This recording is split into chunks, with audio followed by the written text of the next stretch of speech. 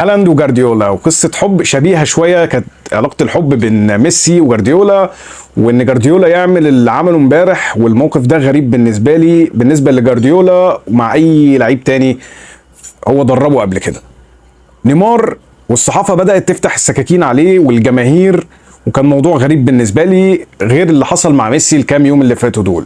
وبكره الاهلي والزمالك في السوبر. لا لا لا لا، ده مش الزمالك، ده بيراميدز في السوبر.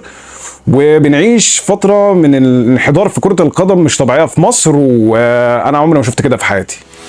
انا مصطفى خليفه، برنامج جيب جول. تعالوا نشوفوا ايه اللي حصل، يلا.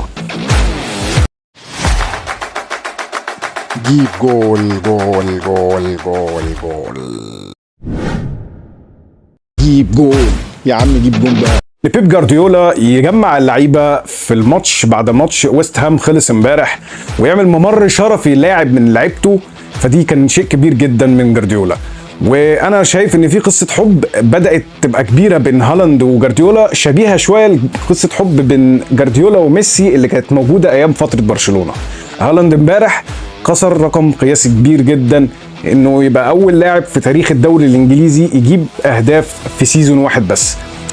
اللي عجبني في الموضوع ده نقطة، ان هو من ضمن الناس اللي عداها كان ألان شيرر. ودي انا لما كنت بتفرج على ألان شيرر زمان وانا صغير كنت بستغرب ان في حد هيقدر يعمل اللي هو كان عمله في الدوري الانجليزي ده. واللي عجبني اكتر واكتر ان من ضمن الترتيب الناس في عدد الناس اللي جايبه اهداف على مدار تاريخ الدوري الانجليزي ان في لاعب مصري محمد صلاح، وقيمة محمد صلاح موجود في الترتيب ده. يا جماعة الموضوع كبير جدا، الموضوع عظيم جدا فوق ما تتخيلوا، ان لاعب زي محمد صلاح ولاعب مصري يبقى موجود في الدوري الانجليزي، وان الارقام بتاعته بتتكسر في الدوري الانجليزي. على فكرة دي حاجة كبيرة جدا، احنا المفروض نكون فخورين جدا جدا عندنا لعيب زي محمد صلاح طبعا وغيرهم السنين اللي فاتت دي. الموضوع ادي الممر الشرفي اهو، وكانت حاجه كبيره جدا، والصراحه انا عجبتني الموضوع ده هيدي حافز كبير لهالاند. موضوع كبير قوي يا جماعه، انتوا مش متخيلين ان جارديولا يعمل ممر شرفي اللعيب عنده ويعيد ثقه في لعيب، او مش يعيد ثقه يعني، هو بيديله ثقه كبيره مش طبيعيه. ده كان حاجه غريبه جدا يعني، انا شاكك ان ده مش جارديولا يعني، بس يلا نبي. نيمار امبارح جماهير باريس سان جيرمان راحت لغايه البيت عنده، قعدوا يهتفوا ان لازم يمشي ويسيب الفريق. نيمار اللي اتعمل عليه ضجه ان ساب برشلونه برقم خيالي، الحاجات دي كلها. باريس سان جيرمان انا شايف باريس سان جيرمان رايحه في حته وحشه، الموضوع ما بقاش احسن حاجه. خلاص ميسي خارج باريس سان جيرمان اخر السيزون ده بعد العقوبه اللي اتعاقبها، ان ميسي اول مره يتعاقب في حياته.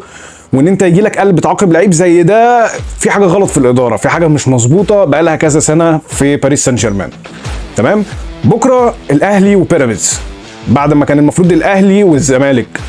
يعني ايه الاهلي وبيراميدز؟ يعني ان في حاجه غلط في اتحاد الكوره، والموضوع بقى وحش جدا يا جماعه. الموضوع بقى وحش جدا اللي بيحصل في اتحاد الكوره، مفيش كنترول، مفيش اساسيات.